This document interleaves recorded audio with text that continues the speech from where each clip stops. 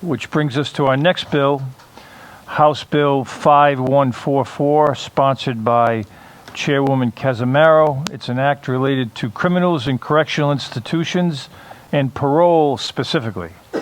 It makes minors who were sentenced as adults eligible for parole after serving 15 years of a sentence, and would not apply to those serving life without parole, and would apply to those prisoners whose offenses were committed after January 1st, 1991. Chairwoman, the floor is yours. Thank you, Chairman. I am thrilled to be following Rep. Noret's bill because I just realized tonight how much my colleagues care about children.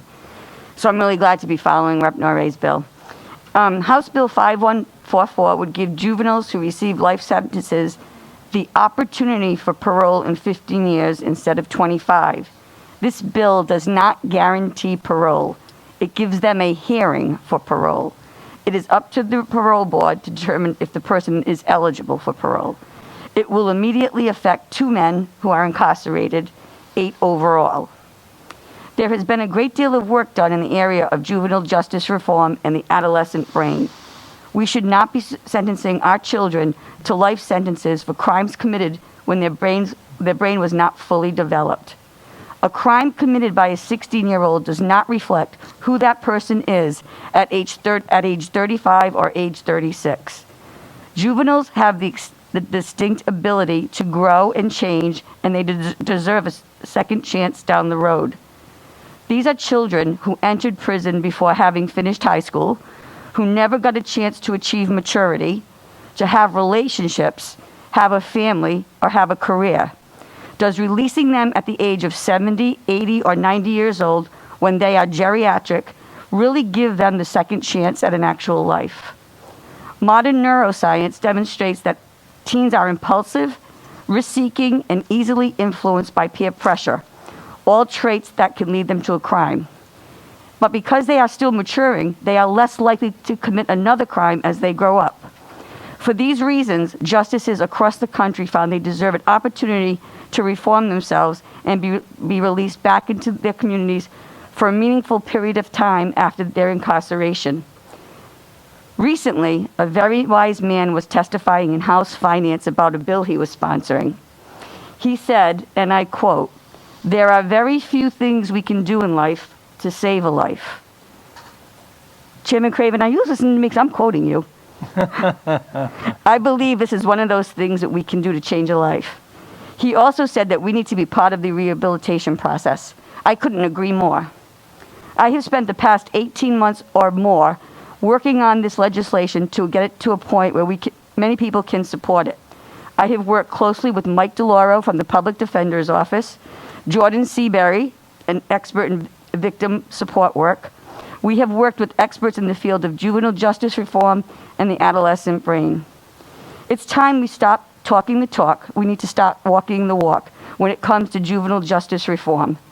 24 states and the District of Columbia have already done this. This would be a great step in our walk. Fair sentencing for youth means recognizing that young people are different from adults, and our courts and laws should treat them that way. Justice for youth means accountability with the chance to turn around their life. There's somebody who wanted to testify tonight, and he couldn't testify because he's incarcerated. And I hope that you'll indulge me while I read his testimony to you. It's from a gentleman I met a few years ago when he was the valedictorian of the gang step-down program at medium security at RACI, and his name is Mario Montero. Good evening, members of the committee. My name is Mario Montero, and I am someone who would benefit from the passage of this legislation. I am 37 years old, and because of a crime that I committed when I was 17, I am currently serving a mandatory consecutive double life sentence. I was the first juvenile in Rhode Island to be sentenced under a newly established statute that mandated consecutive life sentences after being convicted for first-degree murder if a firearm was involved. My sentence reflects a mandatory statute that applies regardless of age, criminal history, or other mitigating factors that may have resulted in a lesser sentence.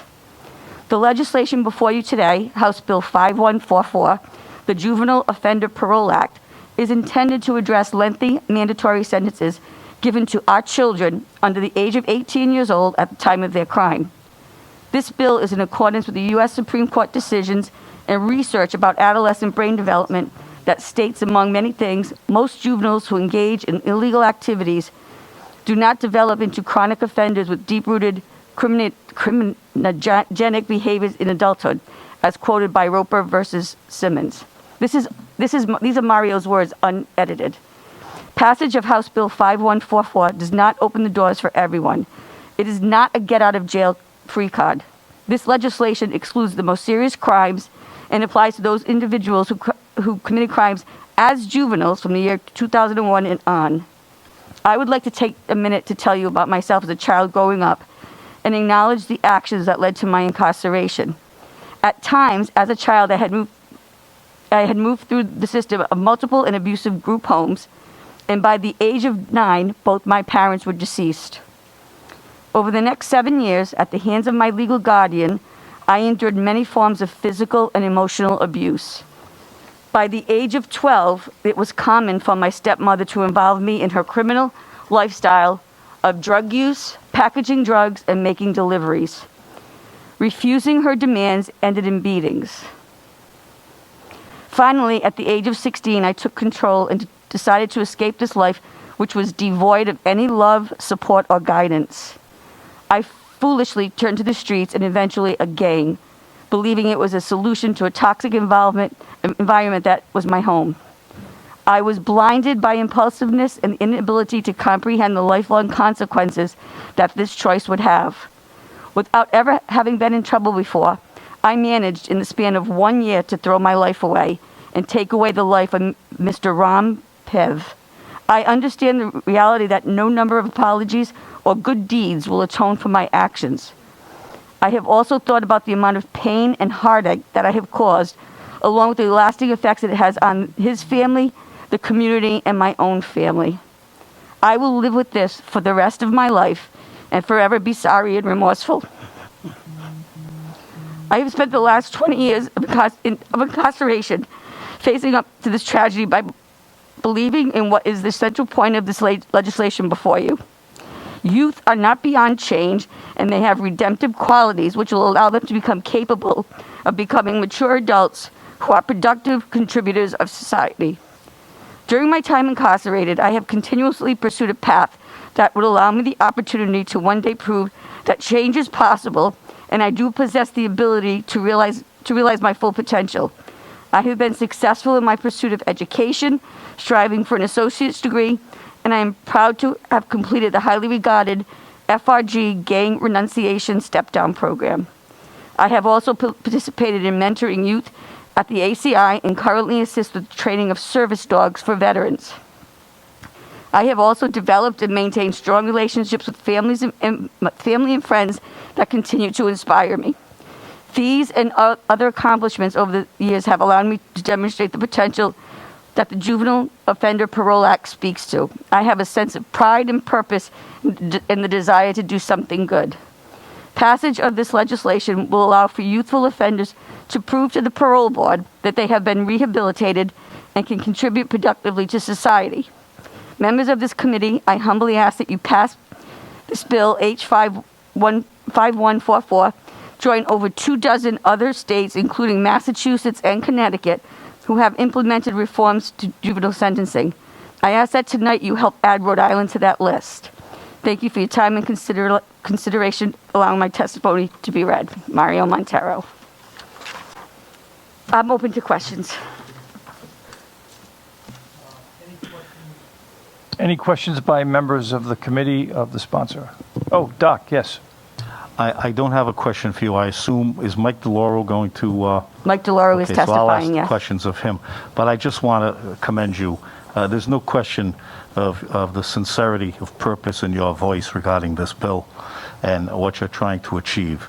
I also am very heartened by what you said regarding the neuroscience of the adolescent brain. That not only may play a significant role in this piece of legislation, but I'm sure will play important roles in other pieces of legislation that will come before this committee and other committees. Thank you. Chairman Corvese, just so you know, we do have experts testifying tonight on adolescent brain development. I don't disagree. Yes, Carol. Julie, when did Mario commit his crime? He's been in 20 years, so we were 17. So 20 years ago, 2001. Oh, okay. Thank you. Any further questions? Great job, Julie. Thank you. Thank you. Okay, let's go to the witness sheet. Mr. Chairman? Yes. I'm sorry. Oh, Noret yeah, and there you Bella are. Sorry.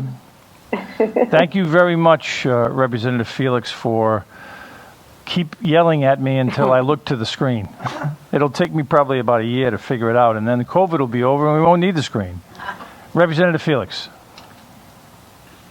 Oh, no, I know. I was just pointing out that Representative Noret and Representative Bella Wilkinson have questions. All right, Representative Noret. Thank you, Chairman. More of a statement than a question. Representative Felix, thank you. I know how hard Representative Casimiro has worked on this bill, how passionate she is, and I will echo the sentiments of great job, Representative Casimiro. Thank you. Thank you, Representative Noret. Chairwoman Wilkinson. Thank you, Mr. Chairman. Representative Casimiro, I've been receiving quite a number of emails with regards to this bill, mainly from people living in the community where Craig Price had lived and committed his multiple murders. And I was wondering if you would kindly let the folks from Warwick and elsewhere understand why Craig Price would not be affected by this particular law. I certainly will address that. Thank you for the question. If Craig Price was going to get out of jail, he would have gotten out of jail when he was 21. That didn't happen. He's never going to get out of jail. And this law was written to exclude Craig Price. It excludes heinous crimes, and it was written to affect crimes that took place after Craig Price. So he's never going to be affected by this bill. And I would also just remind people in the great city of Warwick that justice should not be about revenge, but about rehabilitation. And within rehabilitation is responsibility and accountability, and that's what this bill is about. Okay, any further questions? I don't see any on the screen or in the room, so we'll go to the first witness on the list, Nassar Marcus Lopes.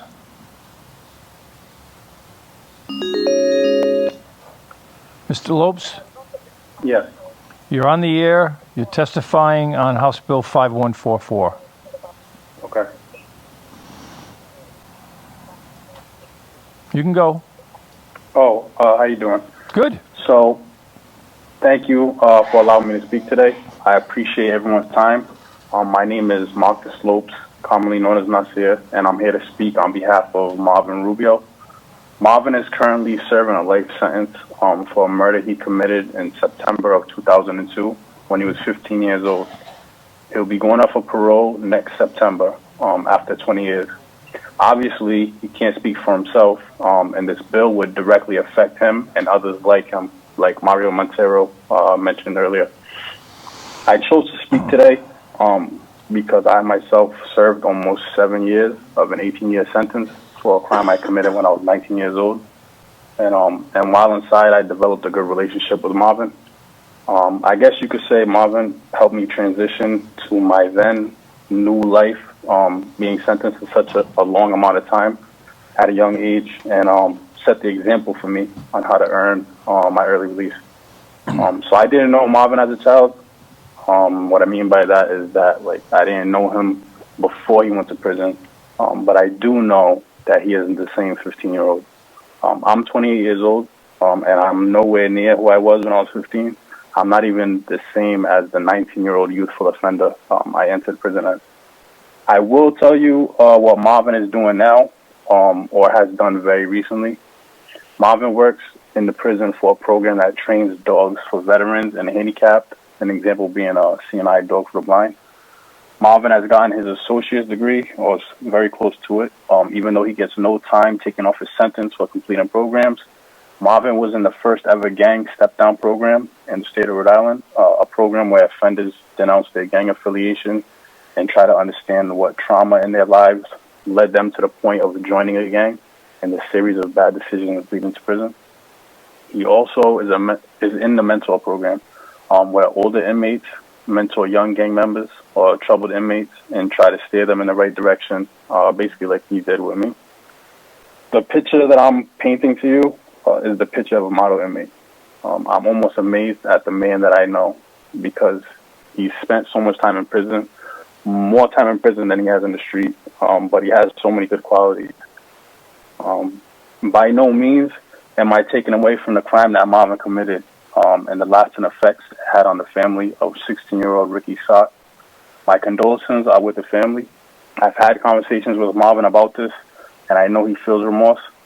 I'm only here to speak on the fact that teenagers' brains are not capable of truly understanding the effects of their actions or decision-making like mature adults. Some of the facts are displayed in the actual bill and speak for themselves. I'm sure they'll have experts. Plus, we don't know the trauma in their lives that brought them to that point. It's sad to see 2 young lives destroyed when such things as this happen. Like, it's just a tragedy. I wanted to add one last point, in that this bill would not give clemency, leniency, or guaranteed release. It would only make them eligible for parole a few years earlier so they have a meaningful chance at life. They still have to earn that freedom. For the people who are afraid of releasing the next infamous Craig Price or even Russell Burrell, I understand and sympathize with their concern, but the parole board ultimately decides who is ready for the outside world or not. An inmate can go for parole as many times as they want, but if they aren't deemed fit for the streets for whatever reason, then the bottom line is they're not getting out. I believe that this would be a good step for our state, who is behind other states in many ways regarding rehabilitation.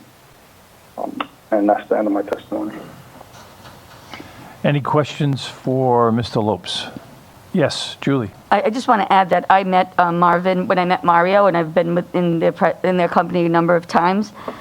Marvin and Mario are 2 very impressive young men, to the point where I actually brought representation from the Attorney General's office to meet with them just to see how far they've come in their time behind bars. So I do know Marvin, and he and Mario, 2 very, very good gentlemen. Thank you. Any more questions of the witness? Thank you. Next witness is Elizabeth Burke Bryan.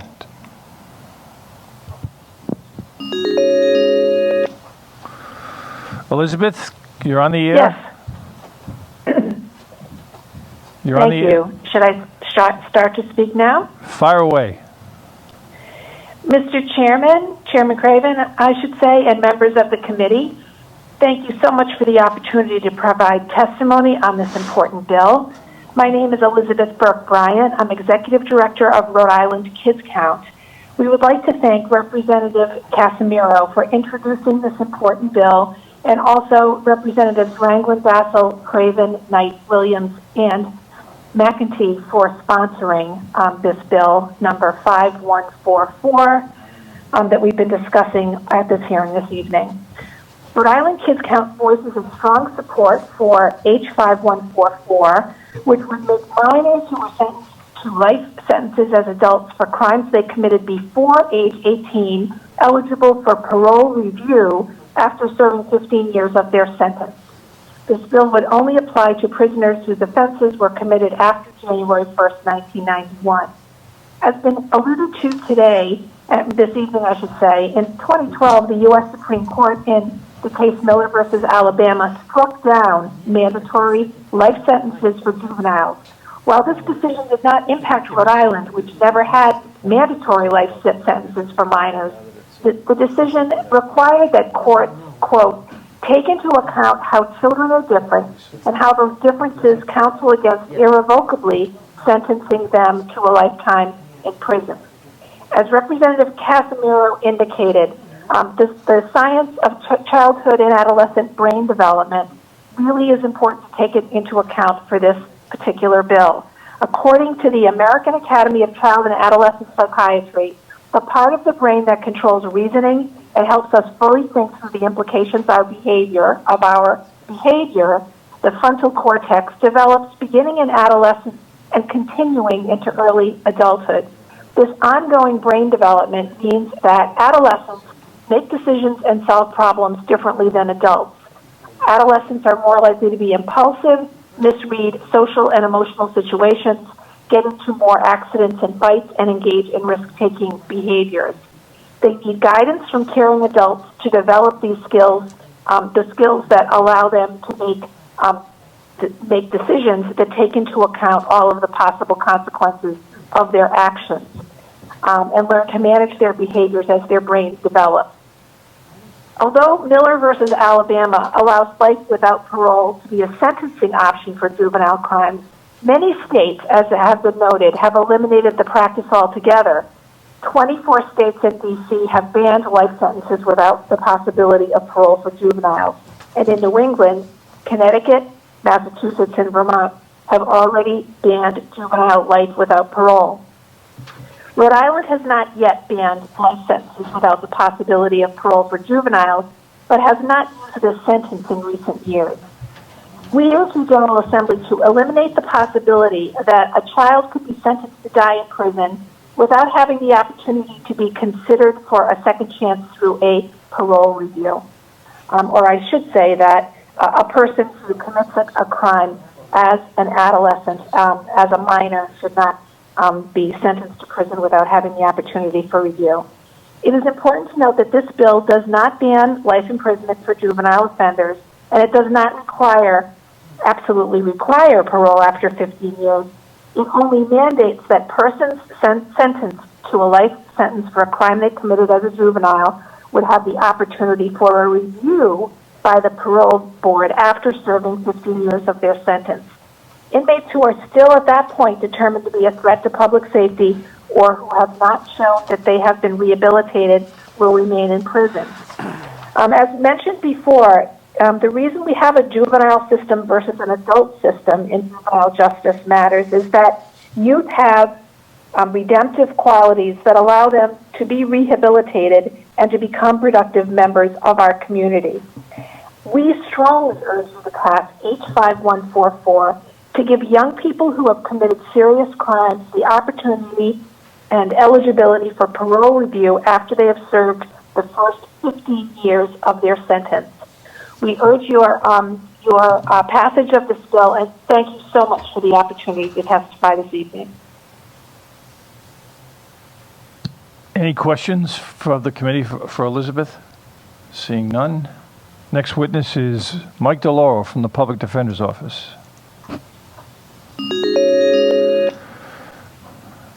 Mike, you're on the air. Thank you, Mr. Chairman. Can you hear me? We can hear you. Okay, great. It's really wonderful to be before you tonight on this incredibly thoughtful piece of legislation. Let me first use the time that I have to thank Representative Casimiro for her leadership on this important issue. To say that she's been a leader on this is an incredible understatement. Obviously, she feels passionately about the bill and has championed the bill, but she also assembled a great team to work on it, and that isn't anything recent. This is going back now for a couple of years that we've been meeting and talking about this, and I just want to say that the public defender is honored to be part of that team. I was asked to testify tonight to tie some different threads together. And I think what that boils down to is the question, why are we here tonight? Really, in thinking about it, there are three reasons that we're here tonight. The first is science. The second is that children are different. And lastly, number three, and you've heard me say this many, many times in the last 20 years that I've been up there, mandatory sentences are not a good idea. So those are the three reasons that we're here tonight. Let me give you a little more depth on this. So you heard about adolescent brain development, and you've got some great information before you from Dr. Frank DiCataldo from Roger Williams University, who has worked on this issue in the Commonwealth of Massachusetts, who teaches in this area, who's a wonderful expert on adolescent brain development. I actually had him do a training for the lawyers and social workers in my office back in January. And adolescent brain development, for our purposes, manifests itself in the following ways. Children are immature, impetuous, and fail to appreciate the risks and consequences family and home environment, and they cannot extricate themselves from these things. Now, there's no surprise here. Those of us who are parents know that children are different. They're not fully formed yet. Those of us who are lucky enough to have sons, and I can tell you I have 3 of them, no surprise at all. Kids do stupid things, and they don't think about the consequences, and that's because of the way their brains are formed. So, number 2, kids are different. And how can we say that, and why can we say that? We can say that because, at least for the purposes of sentencing children to adult prison terms, the Supreme Court of the United States has said so in very clear and unequivocal language for more than 30 years. Beginning in 1988, the Supreme Court of the United States, in a number of decisions, in a series of decisions, dealing with issues like capital punishment, life without parole, and other sentencing schemes applicable to children, have said that children are different for the purposes of sentencing. And again, those of us who are parents know these things. And if you listen closely to what the court has said in that regard, it's really very powerful stuff. The court has said children are constitutionally different from adults for sentencing purposes and have diminished culpability and greater prospects for reform in 3 primary ways. First, children have a lack of maturity and underdeveloped sense of responsibility, leading to recklessness, impulsivity, and heedless risk-taking. Number 2, children are more vulnerable to negative influences and outside pressures, including from their family and peers. They have limited control over their own environment and lack the ability to extricate themselves from horrific crime-producing settings. And lastly, children are different for sentencing purposes, and this is the one that I think really hits the nail on the head for our purposes here this evening. The court said that a child's character is not as well formed as an adult's. His traits are less fixed and his actions less likely to be evidence of irretrievable depravity. Now, we know that when we send a young person to prison, they're sent to into the custody of the director of the Department of Corrections. And the reason we call it the Department of Corrections is because one of the things that prison is supposed to do is to rehabilitate, to make changes, and not just to punish, that's part of it too, but also to rehabilitate. And we know that with young people that rehabilitation is always a live issue, and that warehousing children on the grounds that they can't be rehabilitated really doesn't make a whole lot of sense. So my final reason in explaining why we're here tonight is that, and you've heard me say this many times, as I said, that mandatory sentences are not a good idea at all. At least 10 or 20 times a legislative session, you've heard me talk about the fact that we need to give judges discretion in allowing them to make sentencing decisions. So what I'm trying to say is that mandatory sentences are not a good idea, and everybody is coming around to that way of thinking. What do I mean by that? So what we now know and understand about adolescent brain development and what the Supreme Court of the United States has been saying about it for more than 30 years has informed a discussion of sentencing reforms that has sparked a nationwide trend. You heard Representative Casimiro talk about the fact that 24 states have now banned life without parole for children. Some have done it as a result of court decisions. Some have done it as a result of legislation. But we're now up to 24. I believe Ohio was the last state to do this. And while it should be said that Rhode Island has never, thank goodness, has never had a child sentenced to life without the possibility of parole, and in fact, our research that we've been doing, we've only been able to find one case where the Attorney General at the time requested life without parole in a case involving a child and didn't get it, whether that was because of a plea bargain or that didn't meet the criteria, we don't know. But we do know that it's only been requested in a case involving a child one time.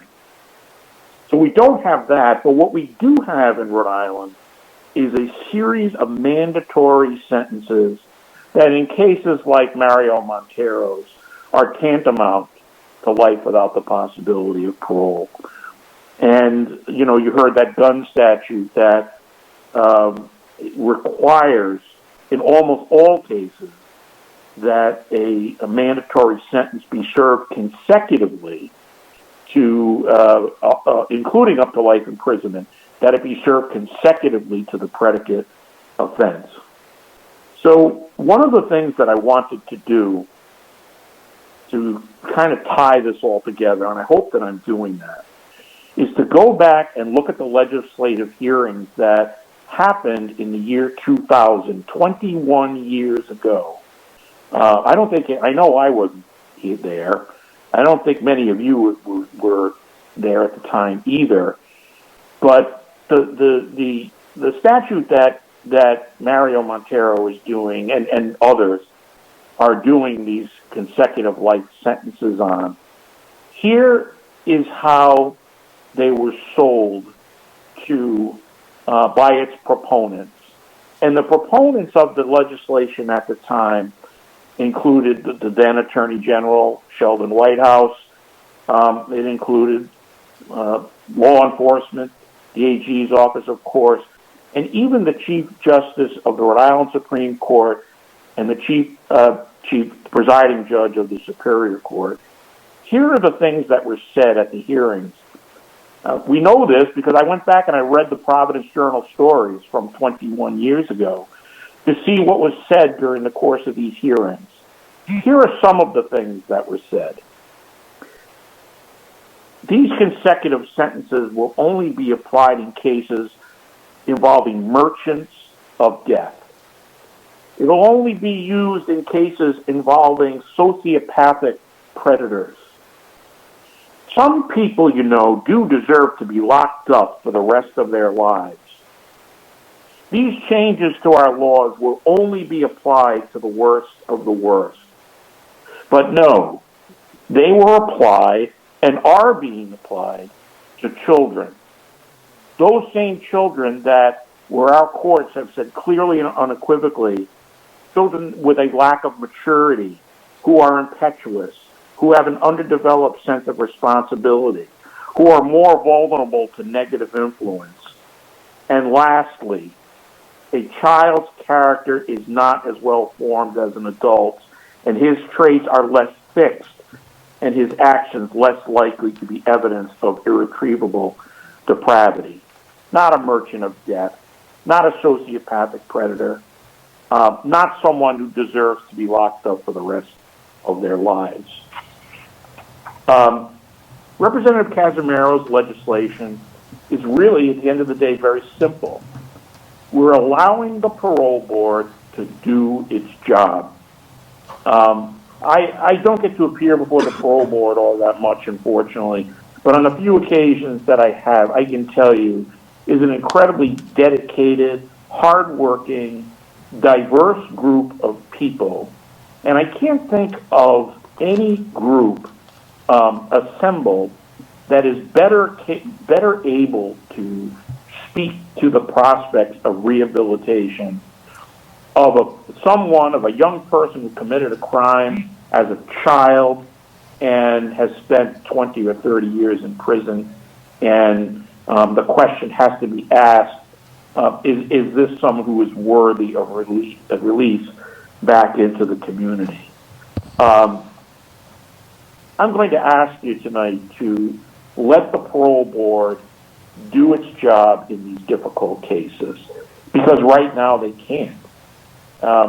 And let them figure out if someone, in fact, has been rehabilitated. Don't warehouse young people, because that's what we're doing right now. And I think Rhode Island, respectfully, should join the 24 other states that have gone this route. And so with that, I'd be happy to try and answer any questions that you might have on this very important issue. Any questions for Mike DeLauro? Doc. Good evening, Mike. Good evening, Doctor. Good evening, Rep. Corvese. How are you? Good, good. Happy New Year. I haven't talked to you since then. Yeah, missed you too. Hey, Mike, I got a question with regard, Sure. and two-part question. What was the reasoning for going back to January 1, 1991, and would a retroactive clause in the bill be past constitutional muster? Yeah, that's a great question. Okay, why are you guys laughing? I wasn't laughing. Oh, okay. I would never laugh at you, Doc. Oh, Mike, I know that, and I would never laugh at you, Mike. We go back too long. Go ahead. Well, so the reasons are complex, but I think it boils down to this. If you want to make a law retroactive and not just prospective, this Rhode Island Supreme Court has said that you have to say it very clearly and unequivocally. So the language that you have in front of you, it should be the very last section of the bill. It is. Is taken right out of several Rhode Island Supreme Court decisions on what you need to do to make a statute be retroactive.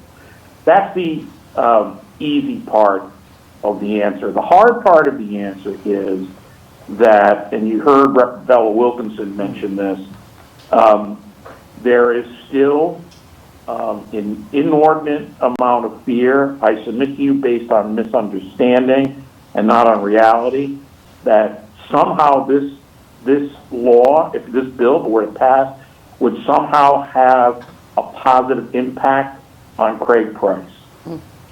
Let me say to you, Mike, just refresh my memory. What year was that? There were two different crimes. The first one was in, I believe, 1992.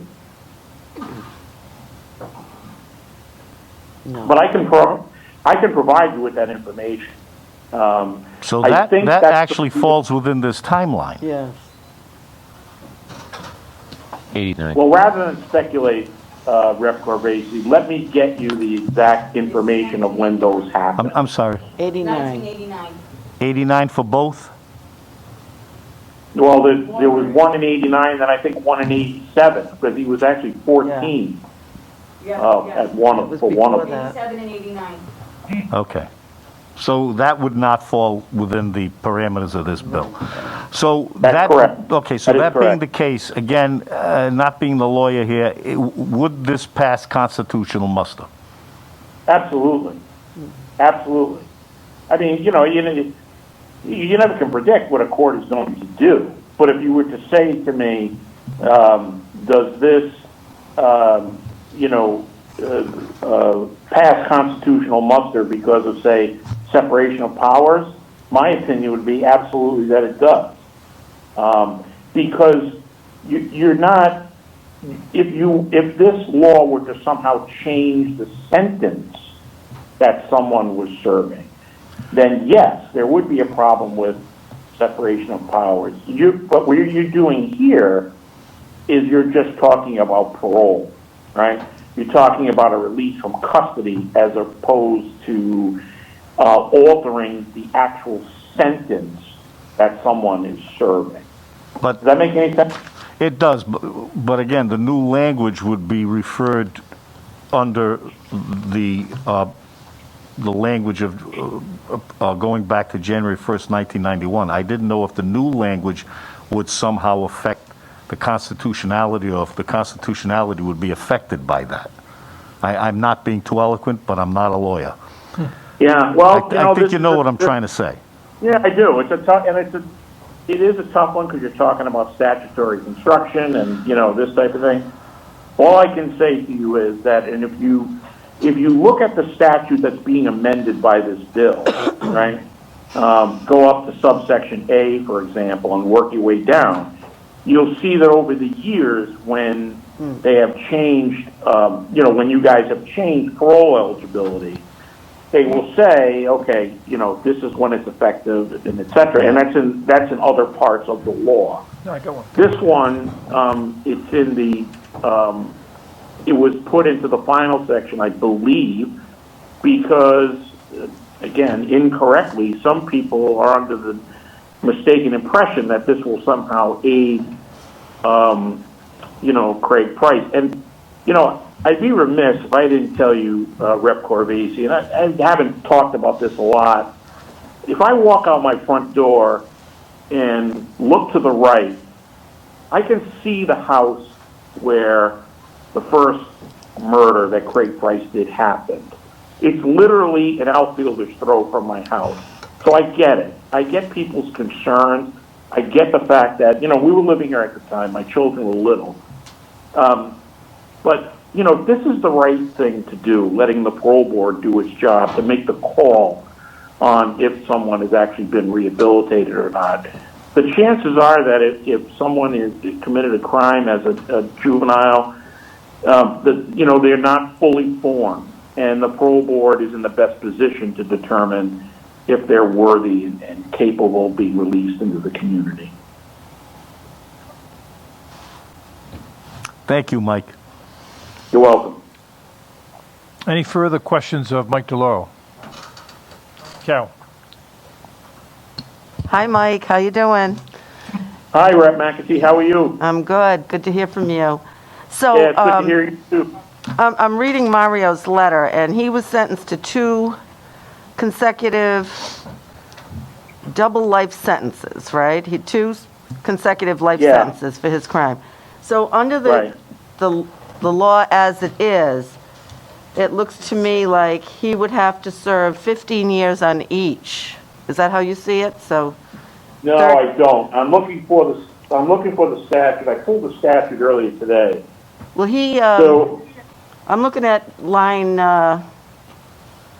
17 through 21, because he committed his crimes apparently in like 2020 or 2021, 2001 or 2000. Yeah, so he would then so if you look at the bill, right? Yeah. And so look at the part that's not changed by the legislation. Right. That's what I'm looking at. Yeah, look at subsection A3. I think that's the one that covers Mario's case, okay? So assuming you've got the date of the offense right, 2001, then he's looking at, he's got 20 years on the murder, And then you've got to go to a different part of the statute to figure out. Right. So, it's a good chunk. It's conceivably up to, 40 years before he's got a shot at parole. Wow. I'm going to get the exact numbers for you because I'm fixated on that subsection 3.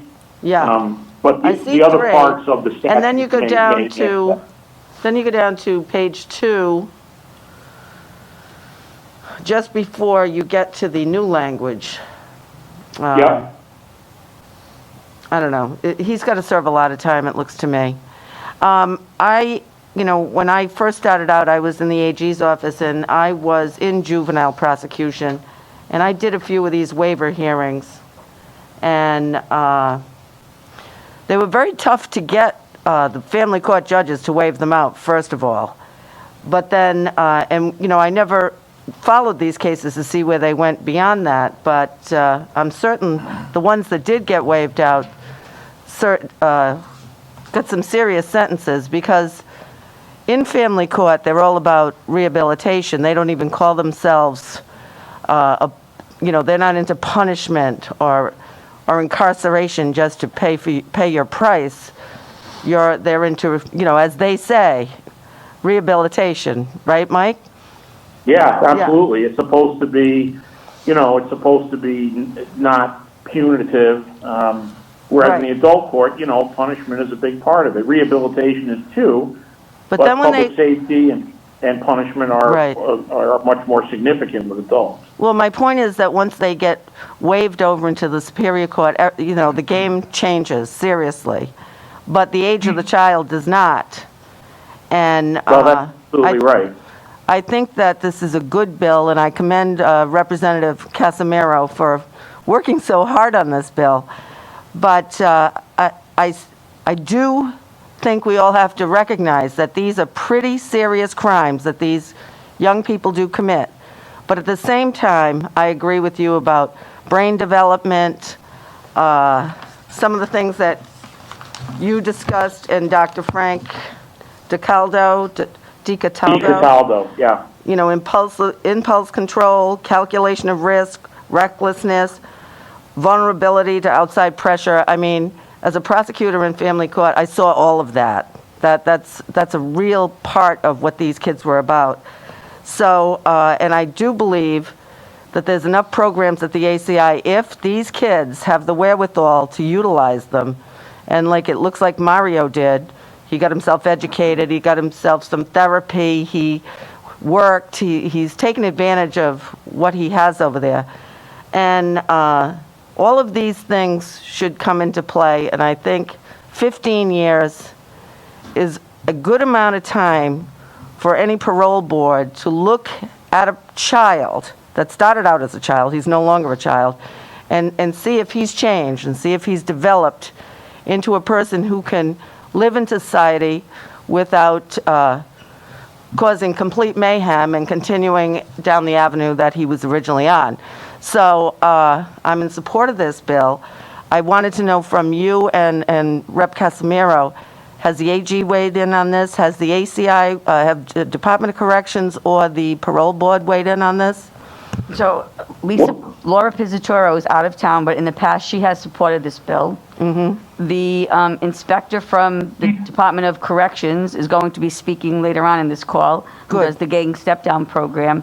The AG's office is taking a neutral stand right now.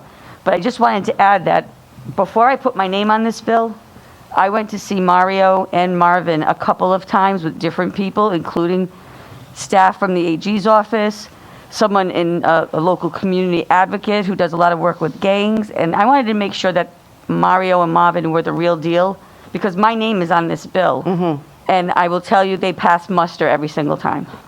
That's great, Julie. I'm glad you got to meet him and both of them. And how many kids are we talking about? Does anybody know that number? There are two men affected right now, Mario and Marvin, and then overall there's 8.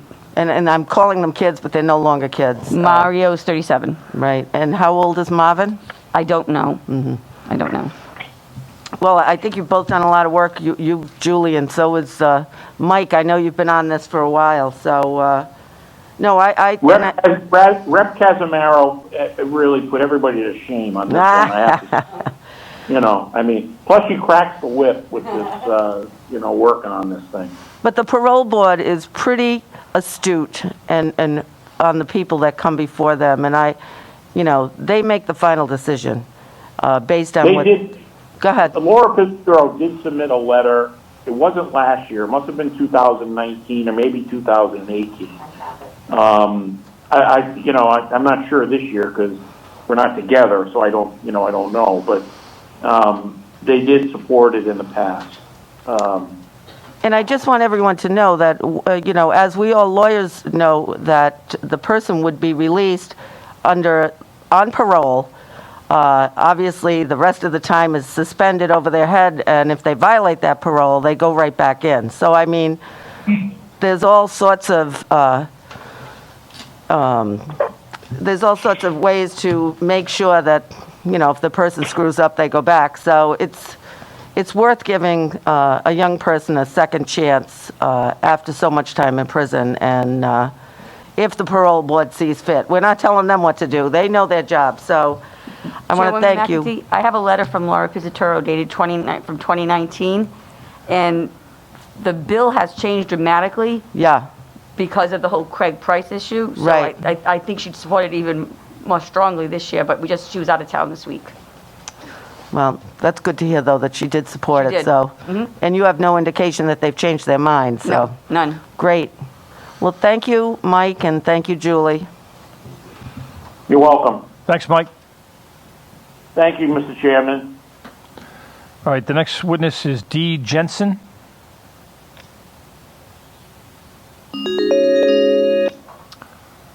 Dee, can you hear me? Yes. Okay, you're on the air. You can testify now. Oh, okay, great. Thank you, Mr. Chairman. All right, the next witness is Dee Jensen. You got to turn down the volume on your computer. Yeah, I'm going to do that right now. Okay. Can you hear me? Yeah. Okay, you're on the air. You can testify now. Okay, great. Hold on. Oh, there we go. Hello?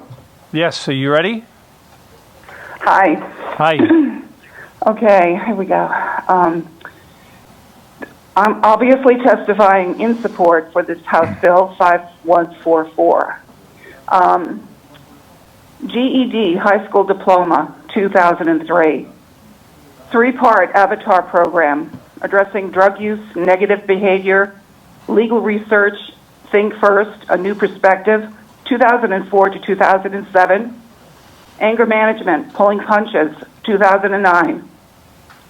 CCRI, working towards an associate in arts degree, started in 2013 to include philosophy, evolution, a history of life on Earth, business, drugs and human behavior, basic Spanish, human anatomy and physiology, intro to poetry, compensatory writing, public speaking, college writing, social problems.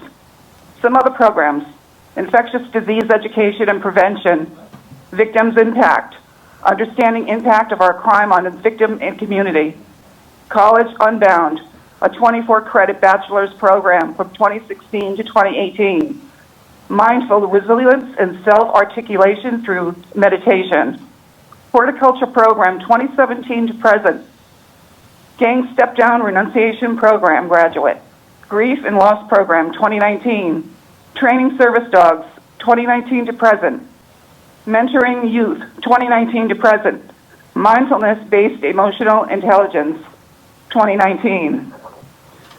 Good evening, Chairperson Craven and committee members. What I've just read to you is some of the hard work and the achievements of my nephew Mario Montero, who, as you know, is a juvenile double lifer. He was sentenced by mandatory sentencing laws in 2001, and at the age of 17 years old, and was sent to the high security facility at the ACI. Take a moment and reflect on the day that I went to visit him for the first time at the Supermax facility.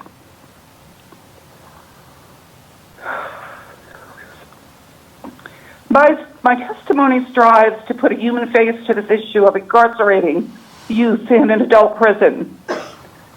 Mario's 37, and given his childhood, he essentially grew up behind bars. Yet, with incredible determination and strength, over the last 19 years, overcoming many obstacles imaginable in a prison environment, Mario took advantage of any opportunity to rehabilitate himself. Mario's early childhood was filled with violence, neglect, abuse, and drugs. And of course, no children should ever have to endure this kind of life. And statistics tell us how a child at risk like this has the increased chance of joining a gang. Mario, seeking safety, protection, and belonging to a family, joined the gang.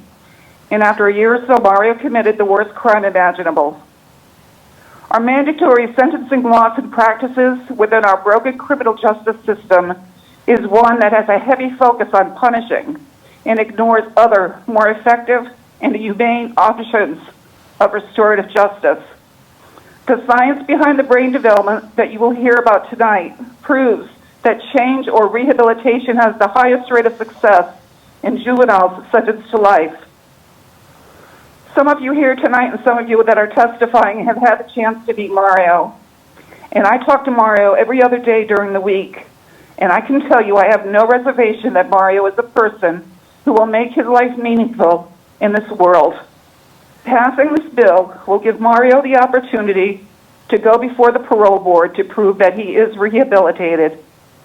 Mario Montero will be Rhode Island's prison success story. Please vote this bill out of committee and finally pass this legislation. And thank you for listening. Thank you very much, Dee. Your testimony is very moving. Thank you. Any questions for Dee? Oh, yes, Doc. I don't have a question, but I do have a question for the lawyers here in the committee. So, if the time factor of well, it's not working. Of the date January 1st, 1991 remains. Can this law be brought before the courts? And can someone argue that the January 1st, 91 date is arbitrary and remove it completely? I'll answer your question. When it comes to an issue of that nature, it would pass muster to at least allow a judge to make a ruling on that. So you asked me if could it come before a court, and could it be removed? Well, it'll get to court. Whether you're successful is a matter of... And would legislative intent play a role? Sure would.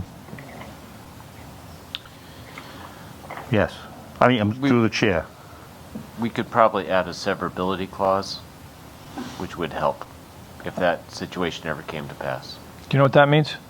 No. Severability means that we would pass it in two parts.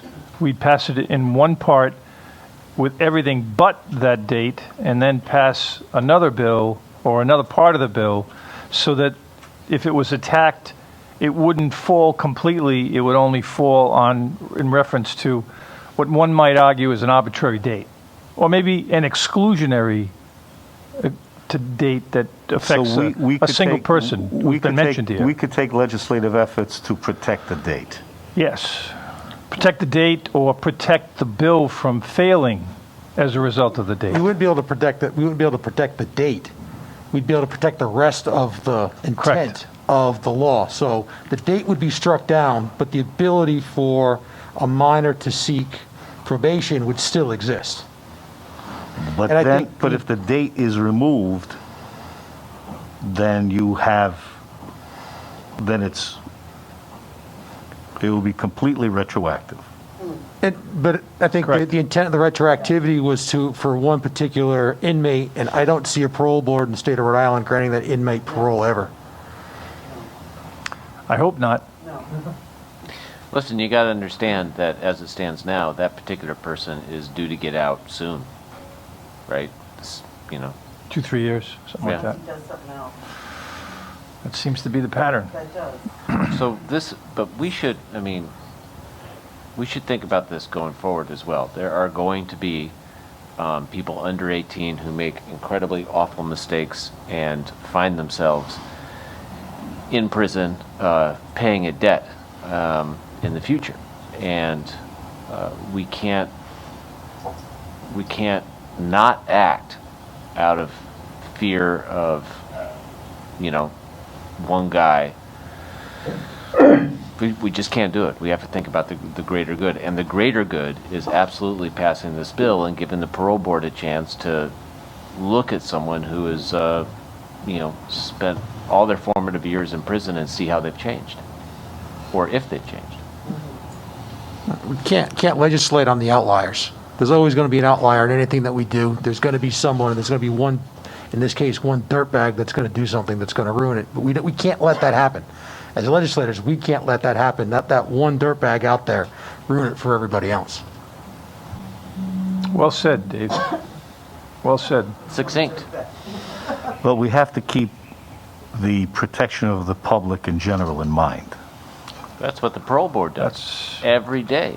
Every day the parole board hears. I recently had a case that was probably, I thought, the most sympathetic case I brought to the parole board. Health concerns during COVID. The defendant was 75 years old, had done 1/3 of his time, and there was a little thing. There was just a little question about a piece of the case, and the parole board said, nope, see you in another 5. They are not pushovers over Yeah, no. And they allow the victims' families to come forward and give testimony as to what they want. So there's a whole lot of stuff that goes into this. It's not just whether the guy's eligible. If he murdered somebody, the family of the victim gets to say a lot as well. So I can't imagine a universe where Craig Price gets parole. no, I can't either. And I think Representative Place. one of the foundations of our Sorry. legal system, there's an adage out there, we'd rather see 1,000 guilty people go free than one innocent person in prison. I think this they can be applied to this. I'd rather, in this case, it's not going to be 1,000. It would be maybe one outlier.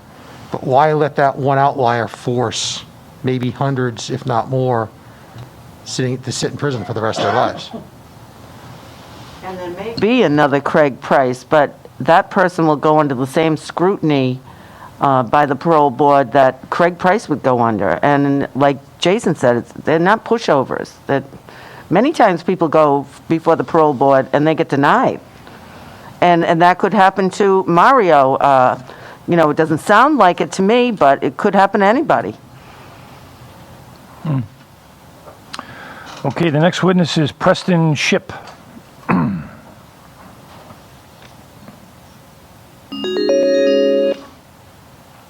Preston, can you hear me? Yes, I can. Okay, go ahead. You can testify. All right. Well, thank you so much. My name is Preston Ship, and I serve as Senior Policy Counsel for the Campaign for the Fair Sentencing of Youth. And Chairman Craven and members of the committee, we just thank you for letting us take a few minutes here to share our thoughts about this bill. We thank you to Representative Casimiro for her leadership and for the other bill sponsors. And I appreciate the conversation that you all have been having. You've already heard from some excellent witnesses, and so I don't need to retread, things that have already been shared. But the campaign is a national organization that is laser focused on eliminating extreme sentences for people younger than 18 and replacing them with age-appropriate sentencing policies that are rooted in the brain science, that conform to U.S. Supreme Court precedent, and that are focused on rehabilitation, that leave room for all of the things that you've already heard about, the great rehabilitative potential that kids have. I listened to the first bill, and someone mentioned that kids are the most vulnerable members of our society, which I think is also an important point as we consider 5144. They're also our most valuable resource. for building our future. So there's a whole lot of reasons why 24 states now have abolished life without parole for kids and are creating release opportunities where before there had been none. But in all of those states, and I'm thinking about West Virginia, that passed a bill all the way back in 2014 that created parole eligibility after 15 years for young people. Thinking about Nevada and Oregon that also have 15-year eligibility. In all of these states that we've worked in and that we're working in now, we always want to be mindful of the people who have suffered youth violence and family members who have lost loved ones. We want to keep their rights, their needs at the center of the conversation. We want to be thinking about public safety. Obviously, when we hear from prosecutors, and I'm a former prosecutor, I started out my legal career at the Tennessee Attorney General's office. When we talk to prosecutors about this, I think that's the number one thing that we want to try to talk about is that, when you're talking about a young person, when you're talking about parole eligibility after 15 years, what we're trying to do is strike a balance, because justice is not a zero-sum game where we can only care about one side of the equation, where somehow if I am invested in rehabilitation and second chances, that somehow my concern for public safety or for the needs of victims is somehow diminished. What we're seeing, this rapid national trend that you've heard about, I would say this is sort of the moral arc along which a majority of the U.S. states are rapidly moving. It's about recognizing that we can feel compassion, we can feel concern, we can be invested in all people moving forward. All people hopefully leaning into a better future. So I'm really thrilled that Rhode Island is looking to become the 25th state and join some of its neighbors, but also join states like Arkansas and the Dakotas and Wyoming and Utah. So many states, red states, blue states. This is not a partisan issue. This is something where we've seen really conservative states and really progressive states likewise agree that this is a moral issue. This is about believing that no child is born bad, that no child should be condemned to die in prison based on the worst moment of their life before they're old enough to vote or sign a contract or serve on a jury or in the military. So I thank you again. I thank you to the members of the committee, and certainly if there are questions about this national trend, I'm certainly not an expert on Rhode Island law, but if there's questions about how other states have done this, what kind of luck they're having, a study just was released last year by professors at Montclair State University. We've been doing this long enough now that we've got some pretty good statistics. They surveyed 175 former juvenile lifers to see how they're doing, and their rate of reoffending was 1.14%. So when you think about the national average, the recidivism rate of 50% or 60%, when a parole board takes a look at someone who was sentenced when they were under 18 and has served 10 or 15 years in prison, has grown up in prison, and the parole board looks at them and says, well, this person has done what they need to do. This person has experienced rehabilitation. We're giving this person a second chance. In all of these states across the country, we're seeing that parole boards are getting this right. The folks who are getting out are doing exactly what we want them to do. They're raising families, they're working jobs, they're mentoring at-risk youth. My colleague Eric Alexander, who will speak later, is going to talk, I'm sure, about the ICANN network that our campaign supports and the great success that ICANN members have. So we want to be a resource for you. If there's questions that you think that I can help respond to, certainly be glad to do that. And thank you again for this excellent hearing. We really appreciate it. Thank you, Preston. Yes, Edith Agello. Preston, thank you for your testimony. I am just going to concentrate on the 175 number of parolees that you mentioned, and the reoffending rate of 1.1. that tells me that maybe two of the parolees reoffended. That's exactly right. That's exactly right. And can you tell us the nature of their crimes? Yes.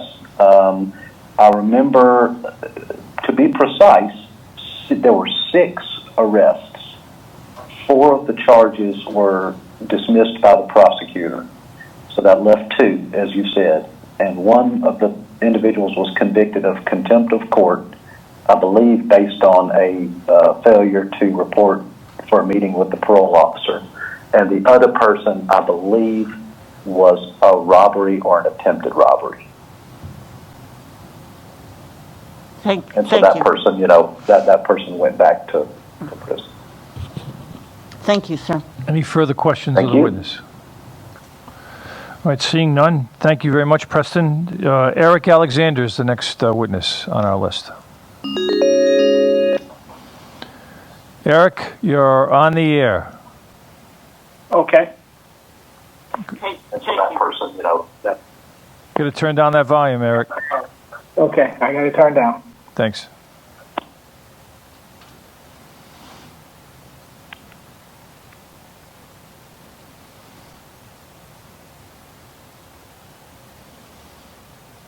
You there?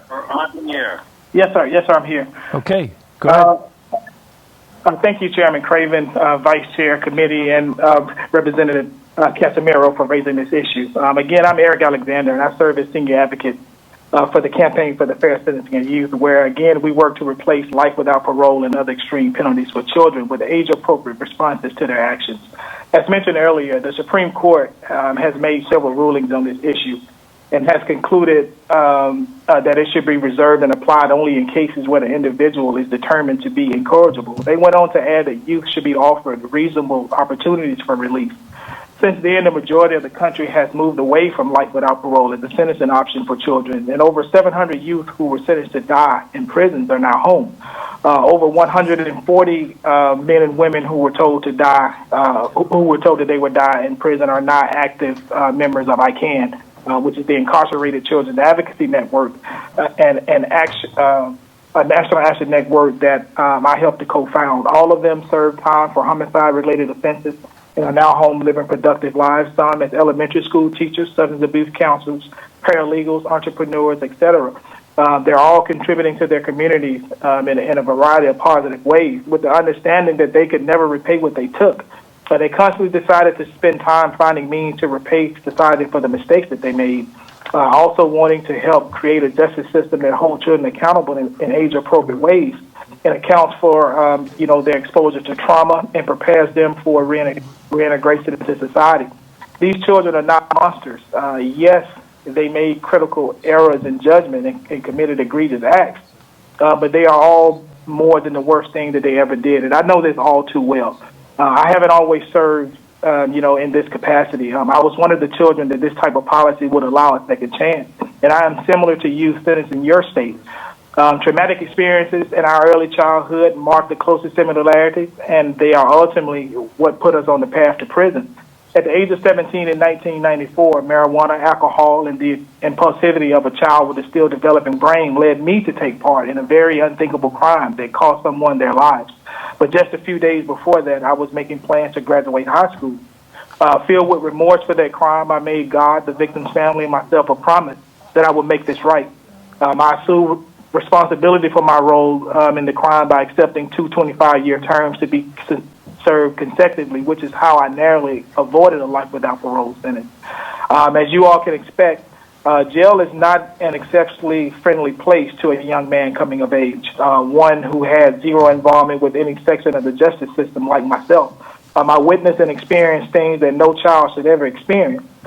Forced to grow up fast in that environment, it was tough to focus on doing the right thing, like honoring the memory of the life lost and becoming a better person while living in fear and uncertainty in that environment. But though I found myself in a setting that was non-conducive to my success, I went on to denounce my gang membership, finish high school, become a licensed barber, and study development in psychology and brain development, which helped me better to understand the trauma that I and other children had experienced. After I served 10 years of that sentence and met the parole board for the third time, I was granted release in Nashville, Tennessee, where I worked as a barber. I became a vendor for the Metro school system, working with the disrupted children in the classroom, teaching them conflict resolution skills.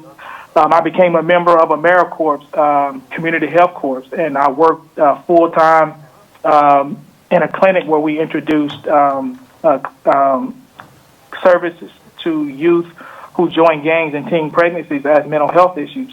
I went on from there to join the YMCA of Middle Tennessee, where I led an outreach program that provided services to 25 to 30 students a year who face similar issues that I faced in middle school.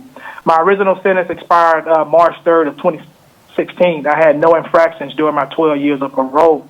Around this time is when I joined the Campaign for the Fair Sentencing of Youth and again, helped to co-found I Can. I shared all this to demonstrate the type of change and quality of contributions that these individuals are capable of making if and when they are giving a second chance. And, it is my sincere hope that, you will share a favorable vote on this piece of legislation. I had the great opportunity of traveling, to Rhode Island, years ago, meeting with Doc Corvese and others. And Doc, I hope you remember me, at least remember my voice, sharing my story with you then, sharing that, these men and women are capable of coming home changing. And, again, 17 years in August, I will be home, never returning to prison again. And, other men and women are home doing those things. So, yes, these children are capable of, coming home, of living productive lives, much like the two men that I've heard mentioned that, you all visited in prison. What you saw there will also translate here. Those men will bring home a life-changing change to children in their community. And, again, it's my sincere hope that you allow them and other children, to receive these second chances, or at least allow the parole board to give them a look. Thank you for having me. Any questions of the witness? Any questions of the witness?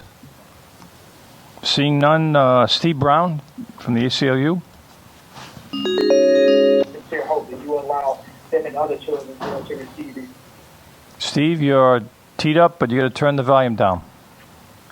Thank you very much, Chair and members of the committee. A special thank you to Representative Casimiro for introducing this bill. On behalf of the ACLU of Rhode Island, I'm here to express our organization's very strong support for it. You've already heard lots of excellent arguments as to why this bill should pass this year. One thing that hasn't been mentioned that I just wanted to throw out is you've heard of how almost half of the states in the country have passed similar laws. It's also worth noting the incredibly broad range of national organizations that support these laws, and I just want to cite a half dozen of them. The American Bar Association, the American Correctional Association, the American Probation and Parole Association, the American Psychological Association, the National PTA, the United States Conference of Catholic Bishops. Those are just 6 of the national organizations representing a wide array of views on the issue. I think it demonstrates the importance of the issue, and we hope that the committee members will look favorably on passing it this year. With that, I'll be glad to answer any questions. Any questions for Steve Brown? Thanks, Steve. Next witness Thank you. is Randall Rose.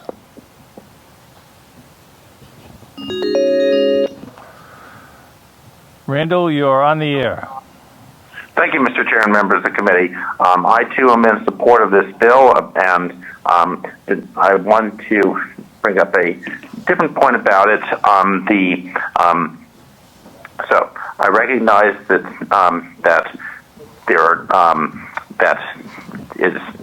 we can't necessarily tell when very much about what a person will be when they're an adult based on what they're like as a child. When somebody's a teenager, they may be a lot more impulsive. They may be influenced by the wrong kind of people, but some people grow out of that. A lot of us know from our own experience or the experience that people were close to that people have been very different as a teenager than they are later as an adult. And Usually, when people commit crimes, the judge decides how long a sentence to impose based on the judge's assessment of the person's character.